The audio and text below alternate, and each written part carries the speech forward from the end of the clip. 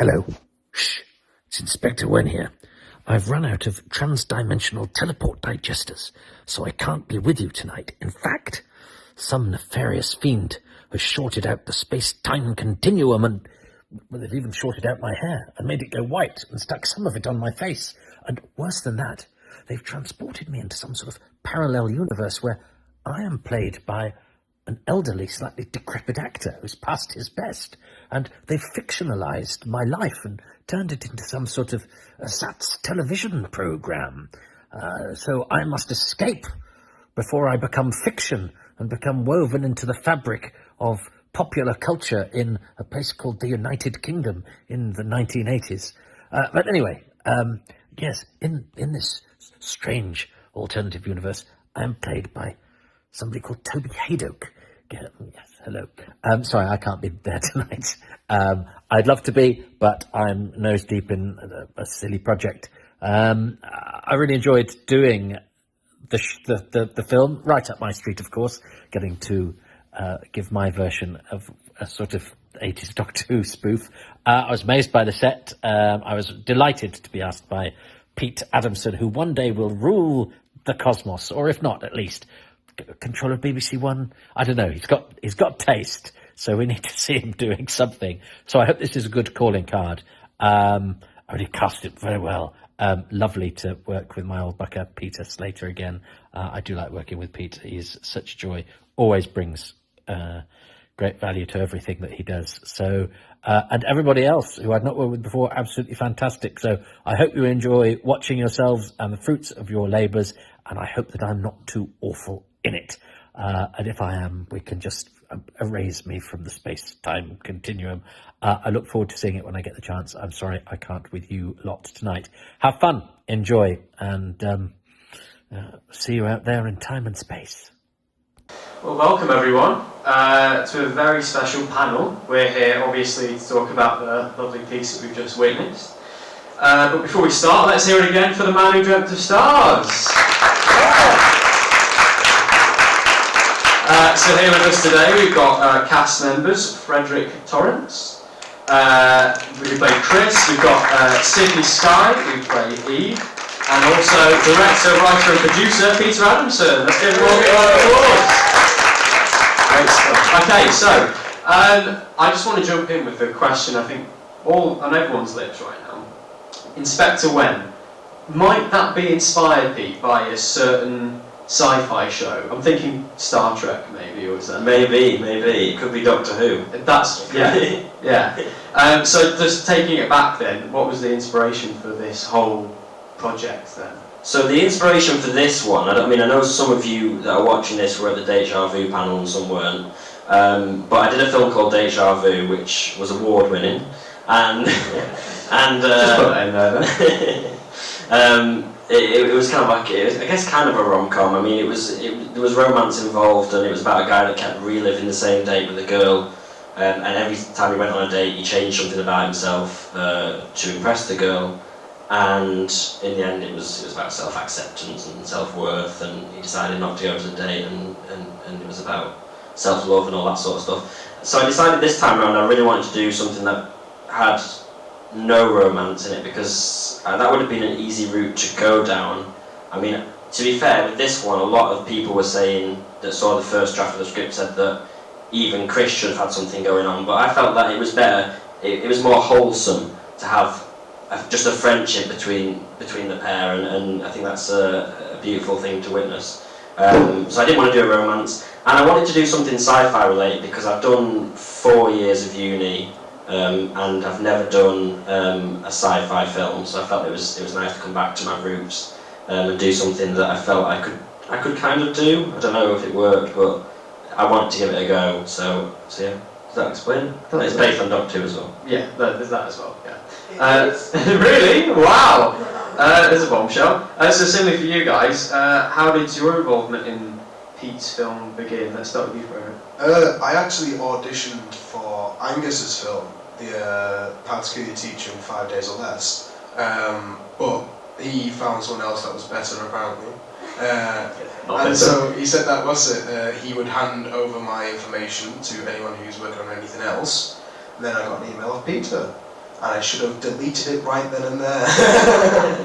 No, but Peter sent me an email. He said I've got a few roles which I had to audition, and I did the audition, and I think the audition itself took like about 5 minutes, but then we just sat and just talked for like about an hour about Doctor Who.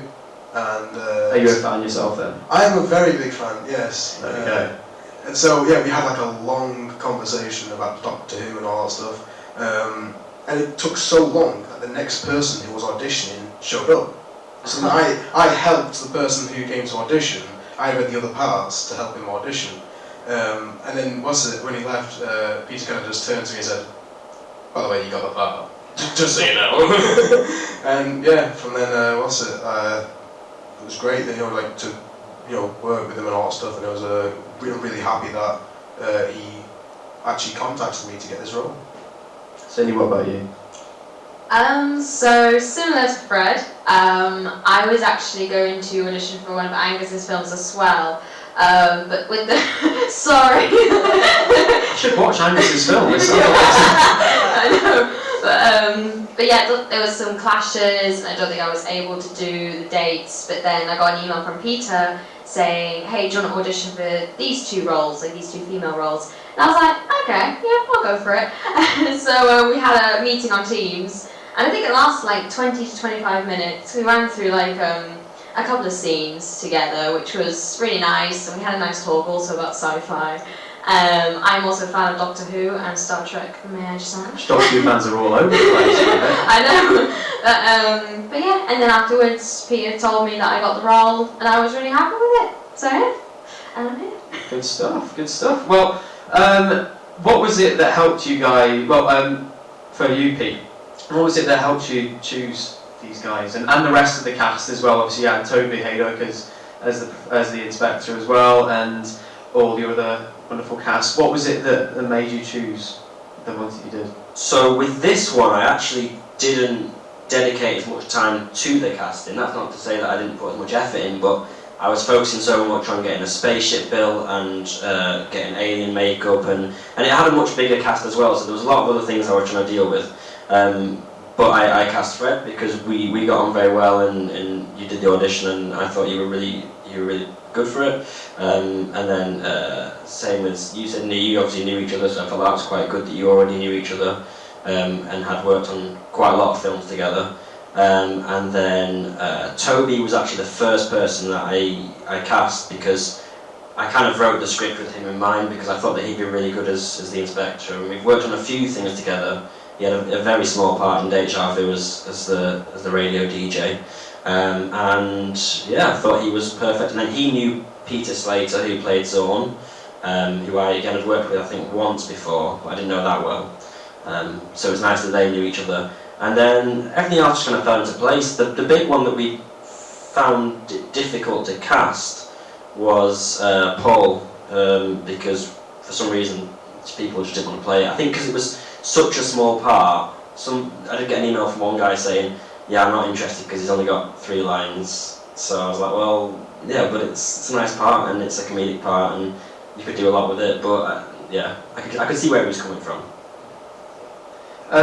So you talked quite a lot on just there and everything. I've talked quite a lot, yeah. Yeah. But you sort of touched on how it's kind of quite a special film for you. What was it about this story that made you want to tell it? I think it's, it changed quite a lot. With Deja Vu, there was no massive changes to the script throughout all the different drafts. I kind of knew where it was going. With this one, it changed a lot. Like I say, there was the potential romance between your 2 characters, and I think the first draft, there wasn't even a redemption for William. I think he just ended up as a horrible old man that wanted nothing to do with the show, and there was no fan club in the first draft, and so it changed a lot. But what was the question? Why I chose it? However you take it, yeah. Just what about the story was it that made you want to tell this? What made you want to bring this to the world? Yeah, I wanted to do a very personal story about role models and how we idolise celebrities. Because I'm a big fan of Christopher Eccleston. I'm sure you are. You've interviewed Christopher Eccleston, right? Yeah, humble brag, yes. I'm bragging for you. I'm a big fan of Eccleston, and I think I've watched pretty much everything he's ever been in, and I'm a massive fan of him. But then when you think about it and you break it down, I've met Eccleston for about 5 minutes of my life, and if I spent more time with him, or if I went up to him in a pub, would it be a different encounter? It probably wouldn't. I wouldn't want to assume that, but you don't know, do you? And we know that Eccleston had a difficult time on Doctor Who, so a lot of it was based on that, and yeah, and it was all about, I guess there was a big part of it as well that was about how important family and friendships are and how much you should value those, yeah. So, similarly, off the back of that for you guys, what was it about the story that appealed to you? What made you want to be involved? I mean, you've mentioned that you're both Doctor Who fans to a certain degree, so was there any particular element that meant, I want to be involved in that, I'm keen to do that? Cindy, let's start with you, or Fred, wherever you want to take it. I think there's definitely more than one message in that film, because it shows who are the true heroes in the film, like especially like Chris's mum. It really shows that, you know, family and friendship is so important, and so much happens behind the screen as well. Like you see, you know, we see many TV shows and many films of many, you know, famous celebrities doing amazing things, and we get so inspired, but we just never know who they really are behind the camera. Like sometimes you just don't know who a person really is until you've met them and you've gotten to know them. But also, for a lot of the actors that work on stuff like Doctor Who, it could just be like 6 weeks of their life, and they don't have the same importance to that. That is true, yeah. The fans do, so yeah. Yeah, no, I agree with that completely. But yeah, it's about family and friendships, it's very important, and I really loved that sort of like sci-fi also connection with it too. So yeah, it's a great film. What about you, Fred? Well, apart from the fact that I got to work in a pub for a bit and I had a drink around. Free drinks? Oh, unfortunately not. But yeah, I think the main thing for me when I first read the script, I really like this idea of like having this almost pastiche parody of Doctor Who within it, but also like it blends like this idea of like what Chris sees in his head and what's actually going on. And I really like that. I really like how Chris was actually at one point looked as if he was part of the show. And I really like that whole aspect of him going inside this Jettison 6 or like, you know, his own mind palace type thing. I think that was like a really cool concept. But also like I really liked this whole thing of like how Chris slowly becomes more and more confident throughout the whole film. And that was the first thing that me and Pete talked about the audition, was that he doesn't go from being wimpy to confident like that. It's something that slowly appears. And that was the main thing I saw, and I thought, yeah, I'd like to do that. Great stuff. So, we've kind of heard about filming in a pub, building spaceship sets, all that sort of stuff. With any film, any short film in particular, there's challenges, you know, it's a tricky process. Any memorable obstacles that you guys faced? Have you got any particular stories, lessons learned? I think for me, I mean, when you're directing it, you're thinking more, a lot of the time about how things are going to slot together, rather than, I think a lot of people think when you're a director, you're drawing storyboards and you're planning shots and stuff, and there is a lot of that, but more than that, I would say a lot of it is contacting pubs to see if you can film there, or contacting the council to see if you can film at that bus stop or that field or whatever, or chasing people up, or you know, a lot of it's emailing and communication. And I think the biggest obstacle we had, because it was fairly smooth, the shoot, it was pretty good, wasn't it? I think the biggest obstacle was just the times. We only had the studio for I think 6 hours, so all of the studio stuff was done kind of over a day and a half. We didn't have long to do it. And then likewise in the pub, obviously it's a working pub, so you can't necessarily have that corner of the pub for the whole day, because it's, you know, the pub's there to make money, fair enough, you know, you can't ruin that for them. So that was an obstacle, but apart from that, I'm pretty much fine. Yeah. Plain sailing. Anything from you guys? I think similar to like what you were just saying then, I think one of the big problems that we kind of faced a lot was when we were working in the pub, it was during the day, and so there were customers and all stuff, so there were people making sound and noise and all that stuff, which is obviously to be expected. So we would be halfway through a scene, and then someone would like clang a glass too loud or put on the washing machine, and then we'd have to stop and then wait for it to be done. And I'm sure there's like hours of footage of us just sat there just waiting for the washing machine to finish its cycle. But apart from that, like Pete said, I think it went very smoothly, especially compared to some of the other things I've been on. Anything you said? I think, yeah, I do agree with both your points. I think it's very much like, it was about, you know, the time we had, like in the pub and in the studio. I mean, I wasn't in the studio, I was in the pub, but you only had about 6 hours, and then also the pub, you know, did shut around 7 p.m, didn't it? 7 p.m, the pub did? I think we had to be out. I think there was a reason we had to be. Oh, there was some. Yeah. One of the nights there was the quiz on, and there was other stuff. So. Yeah, no, but there was like time limits, but you know, we did work very smoothly within those time limits. We made sure, you know, we got what we needed to get done, and I mean, Peter, you were very organised and just getting things done and on board with everything. I mean, the shoot went, you know, very smoothly, like you two just said, and also with, you know, I agree with your point, Fred, about, you know, there were also people in the pub, and which is obviously expected. So we had to consider that. But I think apart from that, it was very smooth. It was a great experience. It was really nice and not too tense. It was really nice. Well, kind of following on from that, talking about the flip side, any memorable moments, any like real triumphs, punch to the air moments, any funny anecdotes? Start with you, Pete. I mean, for me, it's not one single moment. It's just when the film came together, which was because when I was writing it, I was thinking, can I pull off building a spaceship? Can I pull off having an alien in the studio? You know, there's so many things. Even getting extras for a school is not the easiest thing. So you're roping all your mates to do that, and it's little stuff like that that you're not sure if you can be able to pull off. And then when it works, it's great. So yeah. There's no real moment. I mean, I don't know. All the stuff with Toby was great. I think whenever Toby was around, everyone was happy, and yeah, nothing else to say.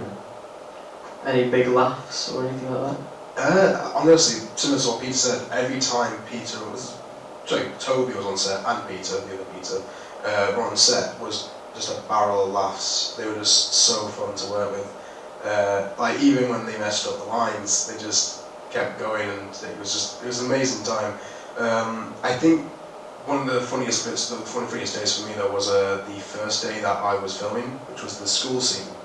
And the funniest bit was that because everyone was like new to this particular project, they weren't taking it super seriously. So everyone was kind of like messing around and all that stuff, and it just made a really fun environment because I had to meet so many new people in one day. But we realised that we'd been there for about half an hour, and we got like 5 seconds of footage only done. So there was like that moment where we all thought, oh, we've not done anything at all.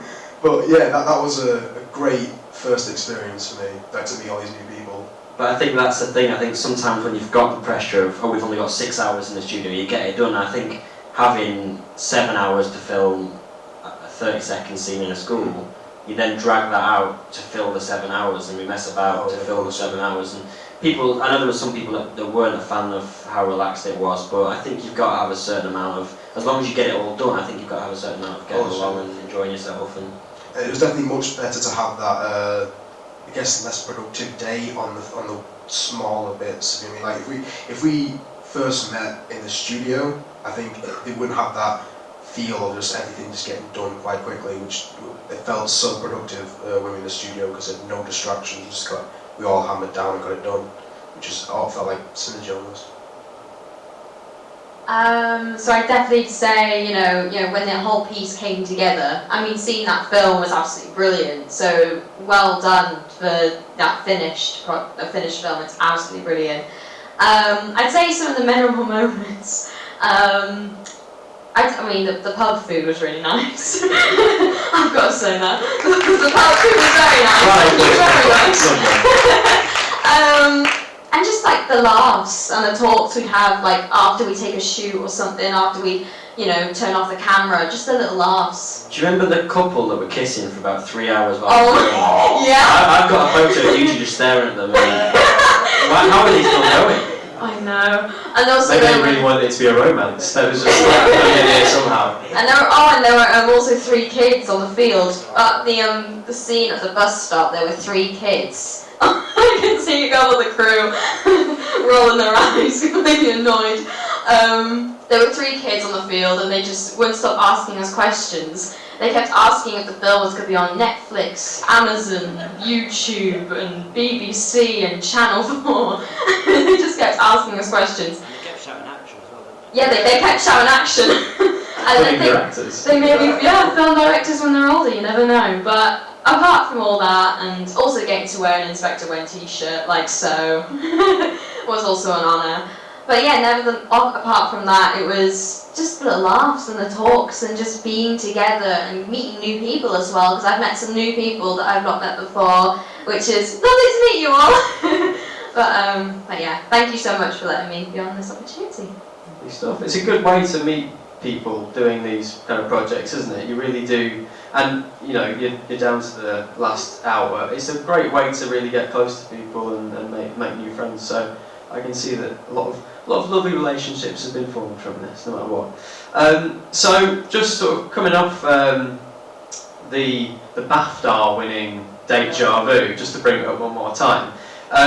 Did you feel when you came to doing this film, was it like a bit of trepidation, like I've done that and that was, you know, really well received?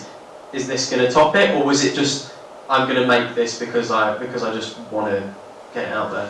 Well, I think there's two things with that. The first one is that the film is so different to Deja Vu. I think if it had been, again, another rom-com, I would have perhaps fallen into remaking that. Or if I'd done I could have done a sequel. I don't think I would have done. I don't think a sequel would have got greenlit by the union, to be fair, because it wouldn't have been that challenging. I mean, Deja 2 is Deja 2. begging for yeah.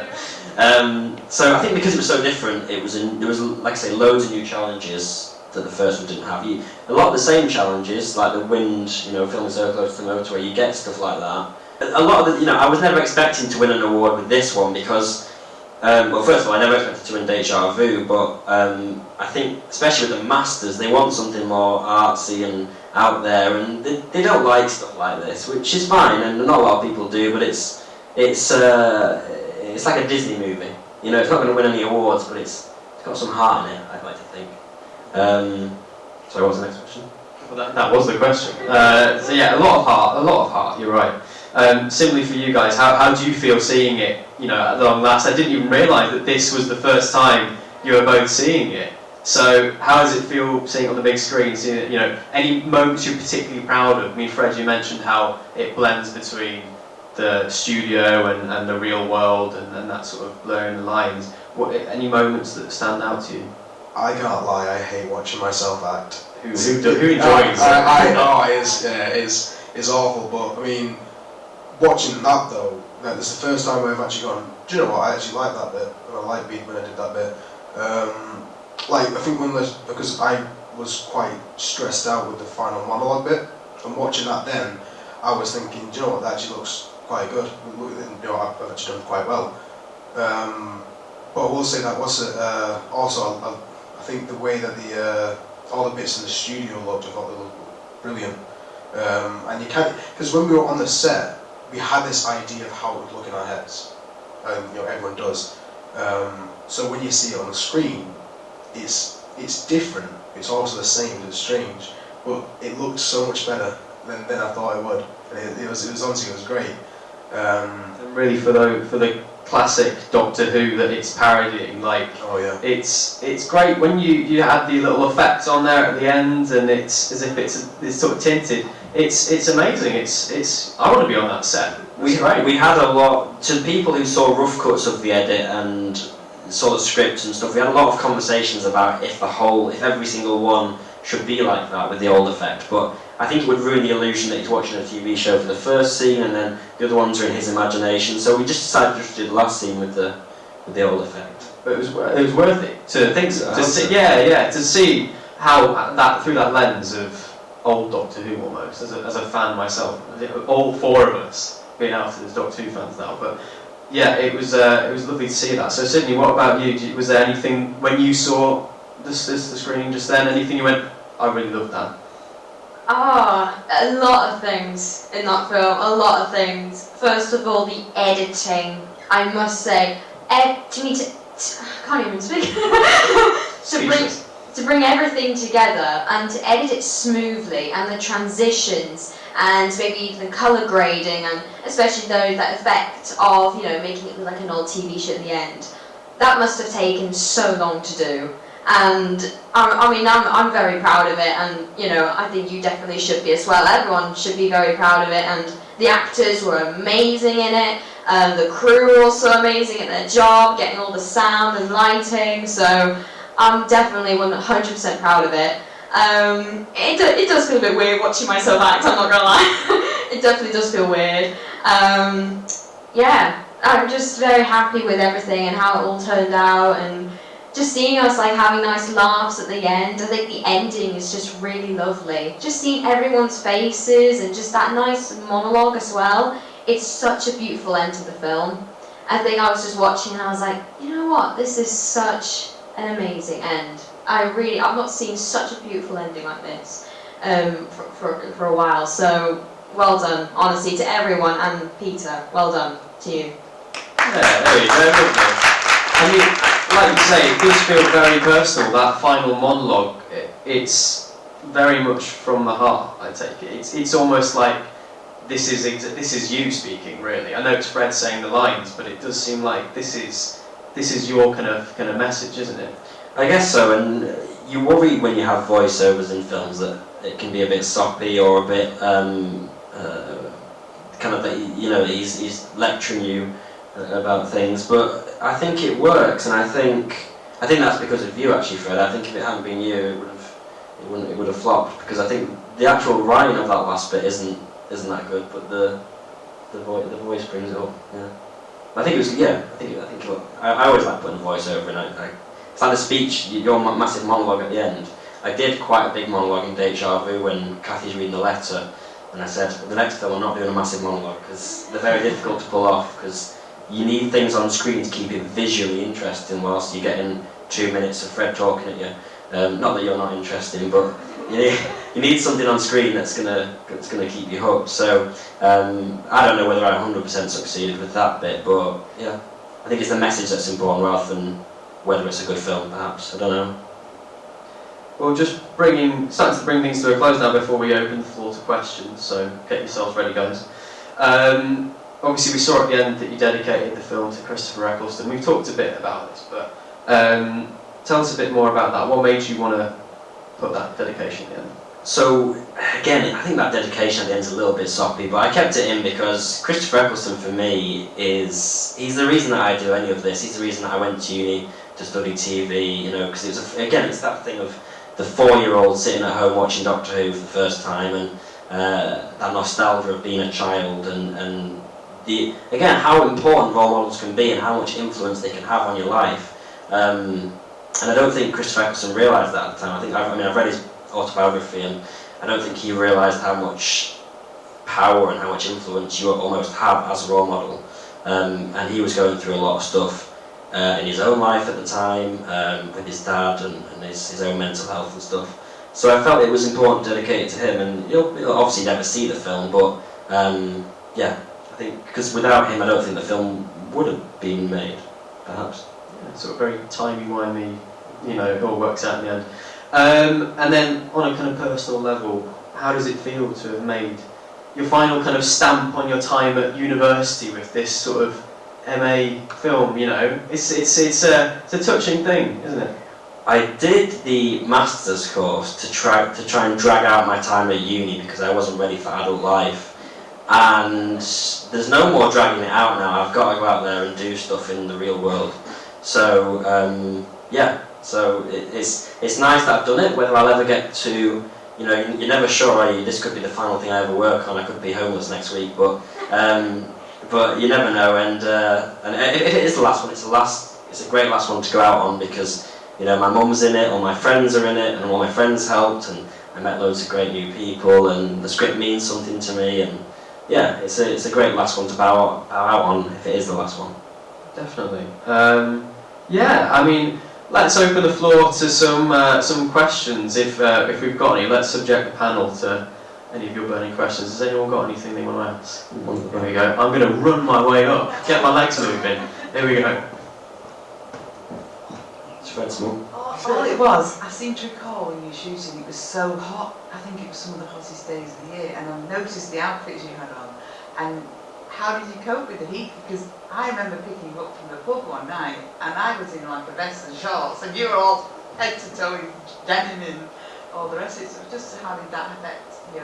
Well, I'll let those two answer in a second, but I would say there was one day when I was genuinely worried that the shoot wasn't going to go ahead, because it was when we had that really, really hot weather, where they were telling people not to leave the house, and like people were dying of heat, and that was the day I did the audition with Ellie, who played Jess, and we were both on Zoom and we were both dying because it was just so hot, and we had the read-through a few days later and we weren't sure if that was going to go ahead, and then we had, luckily by the time the shoots came around it kind of cooled down a bit.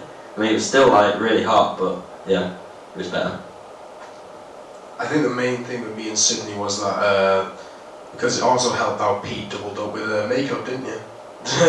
Just concealing all the sweat all the time. No, but I think the main thing was just like we'd make sure that if we were sweaty, we'd make sure it would only be before we shoot, and then we just make sure we wipe ourselves down before anything happened. But you weren't wearing the cloak though, you weren't wearing the oh goodness, yeah, Pete had to wear the massive studio lights on you. Yeah, studio lights, massive cloak, coat underneath, everything, yeah. And he actually had layers of makeup on as well, so I have no idea how he made it. Would have been a bit awkward if you saw like beads of sweat dripping down and you could see the skin underneath, yeah. That would have been a bit awkward. I think I just imagined I was in a cold place. Yeah, I just imagined I was in Lapland, like I was when I was young. I went there once. But yeah, I just imagined the cold temperatures, and then somehow that made me feel better, and somehow I'm still in one piece. So, yeah, I think it was a very hot day. Very hot, I mean, nearly 40 degrees. So yeah, I just imagined I was in a cold place and just kept using this every so often, just using that. And maybe Fred also was maybe 2 or 3 hands for it. But yeah, that's how really I tried to keep myself cool at least. But yeah. Any more questions? Got one down here. Hello? Right, so, I was wondering, how did you get like all these actors, like, how did you get Toby, how did you get Peter Slater, who have worked on all these like other quite big shows before? How did you get that involved? I was quite lucky actually. Oh, that's Jacob, by the way, who helped out on the final day of the shoot. So, and he came all the way. Where did you come from? Stoke. Came all the way from Stoke to help us out. So, thank you, Jacob. Yeah. So the actors, I was quite lucky. So Toby, I kind of knew. We've been in communication for a few years, and he's helped me out on a documentary, and I've helped him out on a documentary. We've worked together a few times on various things. So he very kindly did it for free. He just came down and helped, and we were very grateful. I bought his lunch on one of the days, and we had a great time. And then Peter, again he knew Toby, so I think that was part of the sell for him, was that he was going to work with his old mate, and I think probably the idea of playing an alien appealed to him, and then we paid him. But yeah, we paid his expenses, and he was great. He came down, he did it all, and and he's currently touring around the country. So if you want to see Zorn live, you can. Yeah. Oh, that's Zorn as well. Yeah, full makeup and everything. Any more questions? Oh, you've got loads of questions now. On you first.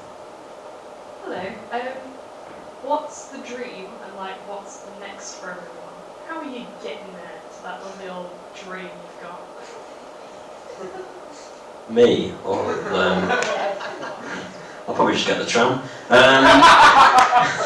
The dream, well, I don't know really. I kind of want to be a casting director, but whether that'll ever happen, I don't know. Yeah. It's so competitive, and there's like 1 in a million that gets through with any media-related job. You know this with acting, it's so competitive, but you've just got to believe in yourself until you can't anymore, and then you've got to get a real job. But you've got to keep trying, haven't you? And you've got to believe in yourself, and you've got to keep putting yourself out there. That's why I know that it's kind of a bit of an ego boost, but that's why I do these screenings, because I think that it's good if people see this, and it's good for you guys as well to celebrate the film. Should I answer that? I don't know. You do want to answer it? For me, I guess the dream is just to keep acting. No matter what it is, no matter what the role is, just keep acting. Because I love to do it, and I can get paid to do it. So it's perfect. But also, like, one of my dreams that's been down the pipeline for years is to set up my own theatre company one day. Fingers crossed that will happen. But yeah, I've been planning that one for a long time. I have no idea what's next though. I have no idea, and it both frightens and excites me, which is great. It's like a roller coaster, frightening but exciting. But you wouldn't want it for the poor, would you? Yeah, exactly. You wouldn't want to go on a roller coaster that's just the teacups, would you? It's boring, yeah. Yeah, I guess it's just my final assessments for third year, and then hopefully real proper performances that I get paid for. Fingers crossed. I can't wait for what you name your company, Fred. I can't wait for your name of the company. Wow. So I'm a third year student, so I'll be finishing my third year at uni. Going to be writing 1 or 2 scripts, which will be very, very exciting. I'm also going to be part of the filming society at the uni, making a film. But I think after uni, I'm very open to a lot of things. I mean, obviously to keep acting, like Fred said, I love to act. Acting has been my #1 passion since I was very, very young. So I love to act in like stage, screen, maybe radio stuff. Maybe I just never know what's going to happen. Maybe go for some acting jobs maybe outside of the UK, in the UK. I'm very open to a lot of variety, really, of different jobs, but just to keep acting. I think further on, maybe in hopefully 10 years' time, hopefully I can direct a film. Hopefully it's a horror, fingers crossed, because I do love horror. I am a horror fan.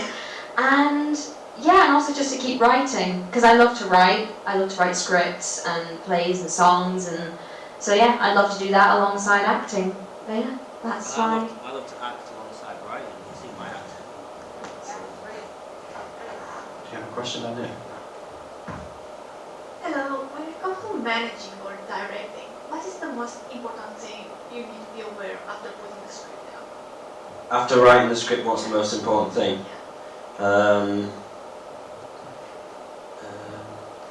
It's difficult because when you've written a script, everything's already been planned out. So when I had a draft of the script that I was happy with, and one that we were going to take into production, essentially, a lot of the issues had already been sorted out in terms of who we're going to get to sit in the classroom. Can we do a fan club realistically? Probably not by the looks of it. But can we get a spaceship? Can we get an alien? A lot of it had been planned out. So by that point, a lot of the issues are already sorted out.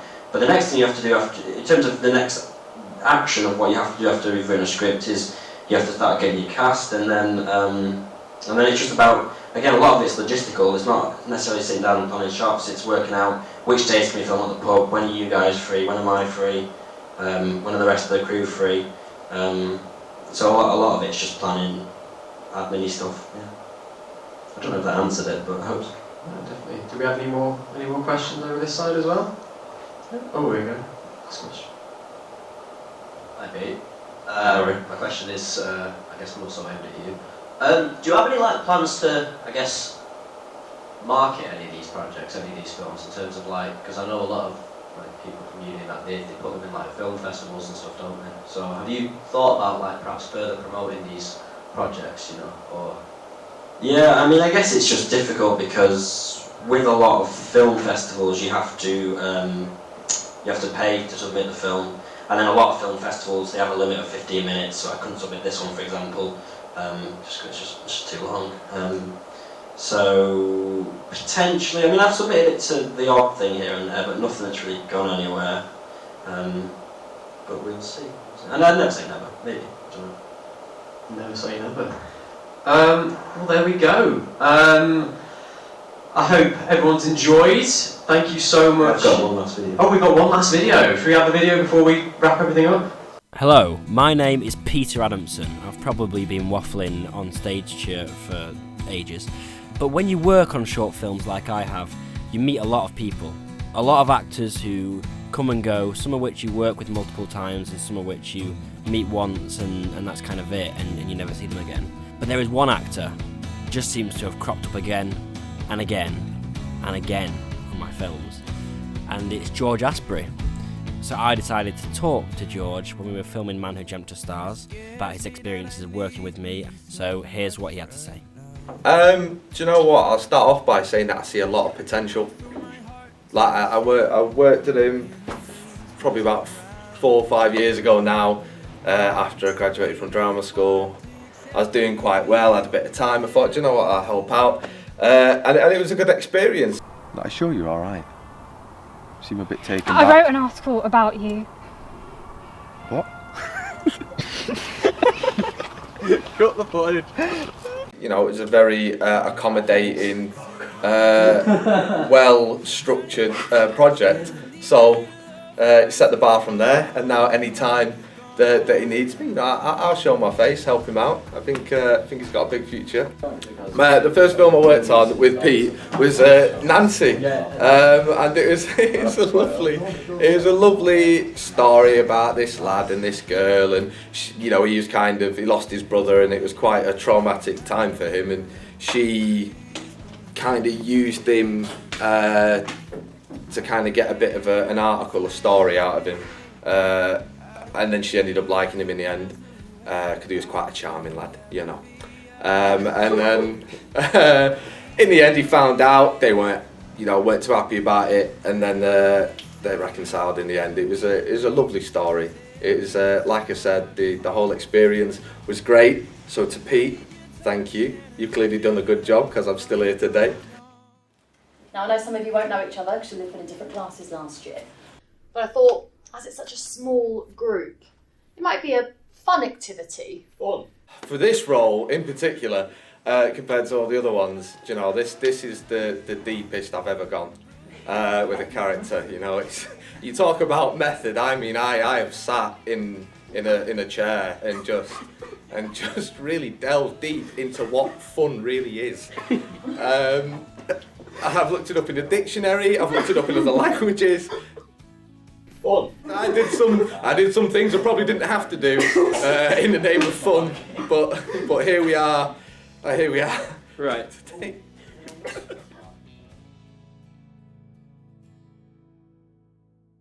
Red or blue? What do you mean? Manchester United or City? What a line. Who's red or blue? I suppose. Red or blue? Manchester United or City? City. Sorry, that was just a nice little video for George. George has just always been there for me. Every film I've ever needed him, he's just a drop of my hat. He's been there. So even for one word in this film, he came down. So that's just a video about me and George. It was a pivotal role in the film, I have to say. Like, that was. Do you know what the character's name is? What's the character's name? Mike Grade. Mike Grade. Ah! So for those who know your Doctor Who knowledge, the man who killed Doctor Who. So the bully is named after the guy that cancelled Doctor Who. So there we go. Facts here and there. Well, what a bombshell to end on. I hope everyone's enjoyed. Thanks again to Pete for inviting us all here to watch your piece of work. As you say, it's got a lot of heart in this piece, and you know, it's a pleasure to all be here. I've probably said it before, but I will just say it again. I don't do these screenings to be self-indulgent or egotistical. I do it because genuinely I think that you guys deserve to see your work on the screen, because I think a lot of the time, actors particularly, and behind the scenes people, they work on stuff and it just goes unnoticed, because there's so much that's getting, I don't want to use the word churned out, and I don't mean that in a bad way, but there's so much that's getting made these days by students and professionals. So it's nice just to, I think, have an evening and just sit back and watch something that hopefully everyone that worked on it is proud of. And I'm proud of it. 100%, definitely. So I'm sure you've all had a great time. So before we go, let's have another round of applause for Frederick Torrance, Sydney Sky, and Peter Adamson. And then one final big hand for the man who dreamt of stars.